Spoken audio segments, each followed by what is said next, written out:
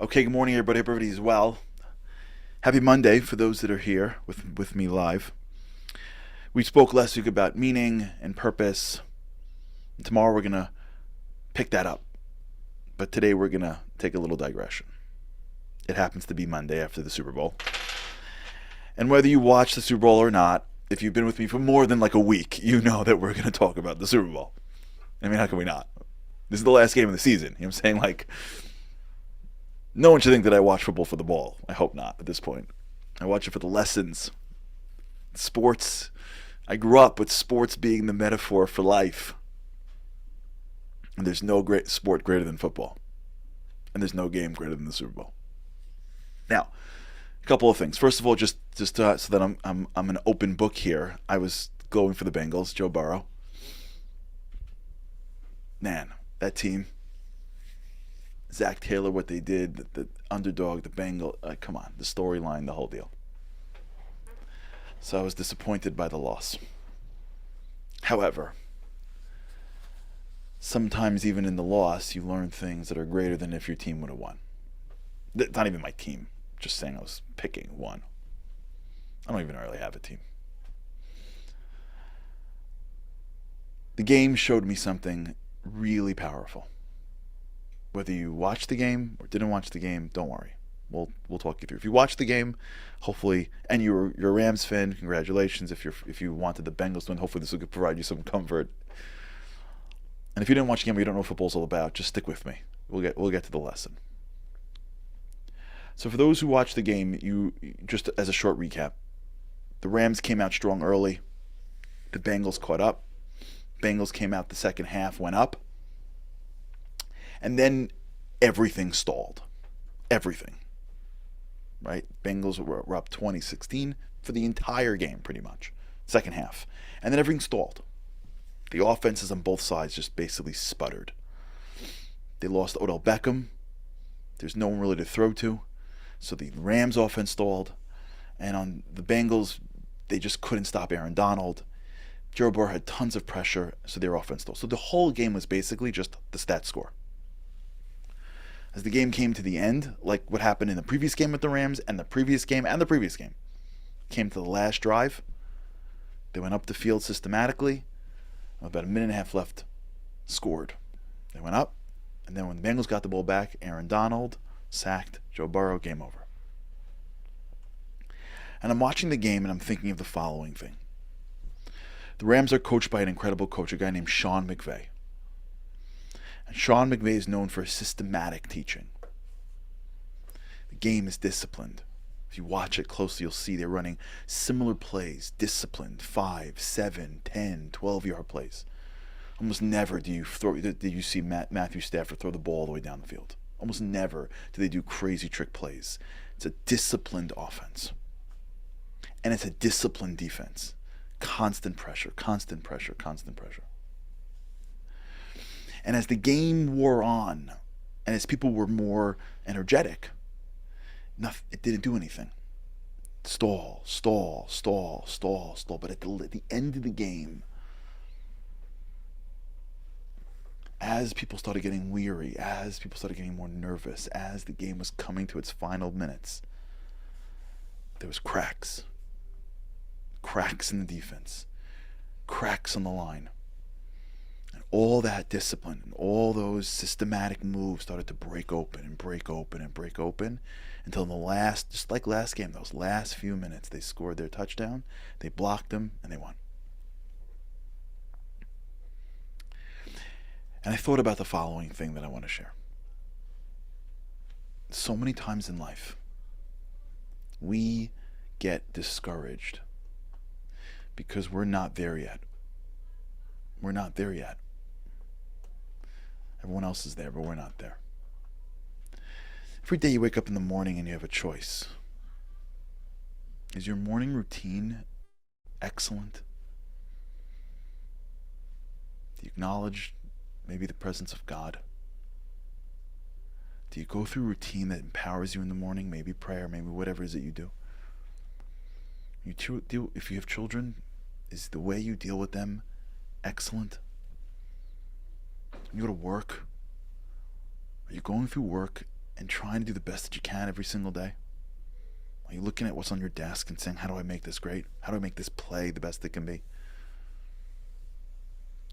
Is the standard of our life micro excellence? Micro excellence. Every play. Whether we win it or we lose it. Whether we put into our children and they throw it back in our face. You know how many kids are being raised and it looks like the parents are losing the game, right? The offense is stalled. You're putting into the kid and the kid's throwing it back at you. 15, 16, 17, whatever.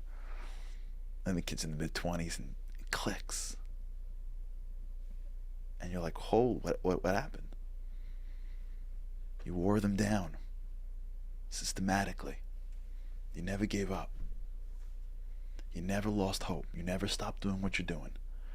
You never threw out your training. You never stopped the systematic micro excellence. One play, one play, one play. Be great, be great, be great. Don't worry, it'll work.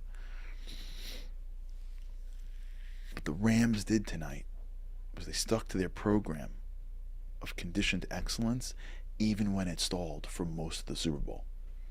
And in fact, basically after the first quarter, nothing happened for them until the last play. They literally had nothing from the first few minutes to the last few minutes, but they never stopped. They never changed. Stick with it. Stick with it.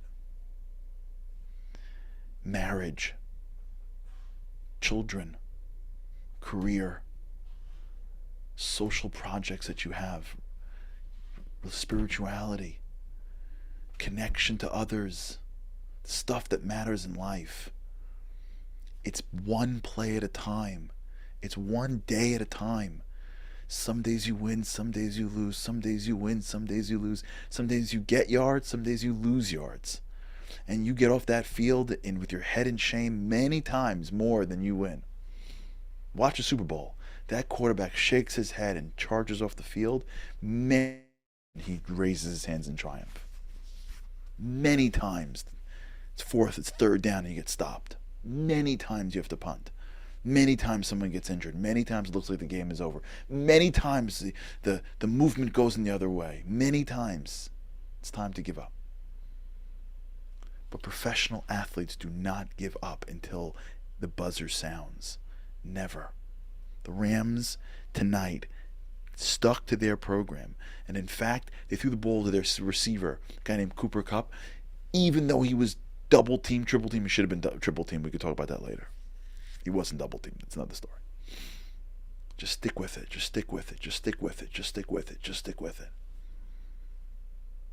Stick with it. It'll crack. We'll make it work. It's the story of life, my friends. It's the story of life. You spend time practicing to make sure that you're micro great every day. Don't worry about the fans. Because I guarantee you in Sean McVay's practices and the Rams practice, they're getting it right. They're not doing it half-baked. They're not TGIFing it, that's for sure. You could be sure that in between every single game, they're getting it right. When your standard is micro excellence and you want to get it right, and you get in the field of life, and you get in your life, and you keep at it, and you keep at it, and you keep at it, I'm telling you, defense will break down. You'll see. You'll see. You'll be great. Every day, micro greatness. You'll be great at the end of it. You will. You'll win. That's how they always do it. That's how teams make it. That's how greatness is seen on the field. That's what you saw tonight. That's the lesson that I learned tonight. Everyone thought the Rams were out. And they would have been if one of the Bengals would have just caught the ball, but it's a different story. They got the ball back. No offense. Last chance. Systematically. No changes. Just break them down. Break them down. Don't get thrown. Just do what we do. Defense gets the ball, Offense gets the Bengals get the ball. The Rams step up. Just keep at it. Keep at it. Keep at it. Keep at it. Keep at it. And the last moments, the whole game turned. That's life. It looks like it's not working, and the last moment it all works. The last moment it all works out. The stuff you didn't think possible is possible. But you gotta have a standard of excellence. And you gotta go one play at a time. Don't worry about the scoreboard. Don't worry about the clock. Don't worry about the fans. Don't listen to people talking to you. Just don't listen to the noise. Don't listen to the noise. You just be you. One play at a time. You'll see that at the end of it, you'll win. I think so. All right. Enough sports. Season's over. For those of you who don't follow sports, thanks for sticking with me. For those of you who do, we're done until September. I don't think this is it. This is it. Let's get back to business. All right. Tomorrow we're gonna deepen up a little bit. We ended up with Viktor Frankl. Maybe we'll start talking about him again. Until then, remember, football is just a metaphor for life. Sports is just a metaphor for life. Let's be great one play at a time. Remember, you're great one play at a time. It'll break down. It may look like you're losing, but as long as that buzzer as long as the buzzer doesn't sound, as long as you're still kicking, as long as God gives you another day, the game's still on. Have a great day. God's help, I can't wait to see you again tomorrow. Living on a lifeline, the world doesn't ever seem to change. Looking for the sunshine, but you're caught up in the rain. It's like your eyes are wide open, but you cannot see. You're watching life pass you by like 1, 2, 3. Walking in destruction, the winds of life blur your vision. All the devastation forever feels like you're on the run. It's time. No one else can set you free. You're locked inside, and only you have got the key.